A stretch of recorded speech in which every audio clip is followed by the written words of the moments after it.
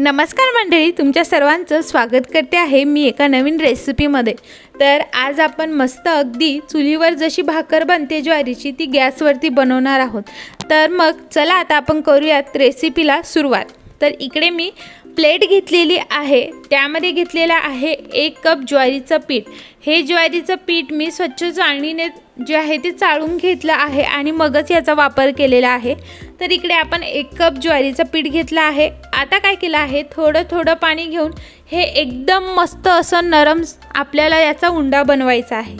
तर इकडे जे पाणी आहे ते मी रूम टेम्परेचरवरतीच म्हणजे तेच यूज केलं आहे, मी कोमट पाण्याचा वापर केलेला नाही आहे। आणि पाणी पण थोडं थोडं घालून आपल्याला मस्त असं मऊसूद उंडा बनवून घ्यायचा आहे। म्हणजे जर घट्ट झाला तर मग त्याला चिरा पडतील किंवा पातळ झाला तर मग ते हँडल करता येणार नाही। त्यामुळे जो आपला उंडा आहे तो व्यवस्थितरित्या त्याचं जे आहे एकदम छान मऊसूद असा आपल्याला मळून घ्यायचा आहे। आता मस्त माझा उंडा मळून झाला आहे।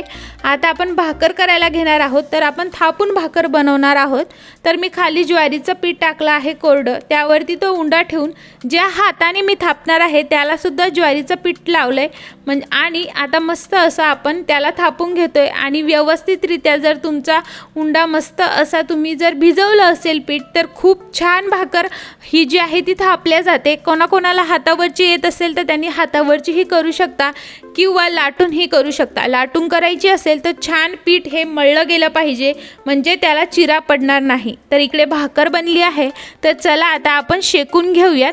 तर इकडे मी लोखंडीच तवा घेतला आहे भाकर बनवण्यासाठी। तर मी भाकरी ह्या लोखंडीच तव्यावरती बनवते।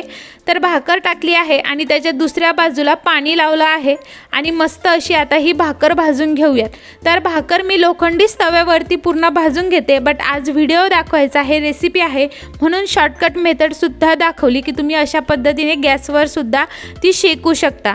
आता अशाच पद्धतीने मी सर्व ज्या आपल्या भाकरी आहेत त्या मस्त अशा करून घेते आणि इकडे मस्त अशा चुलीवरती अगदी जशा आहारावर बनतात तशी भाकर तयार झाली आहे। तुम्हाला ही भाकरी फार आवडेल, नक्की बनवा। तुम्ही ही बेसनासोबत म्हणजेच पिठल्यासोबत किंवा ठेच्यासोबत खाऊ शकता। रेसिपी बघितल्याबद्दल धन्यवाद।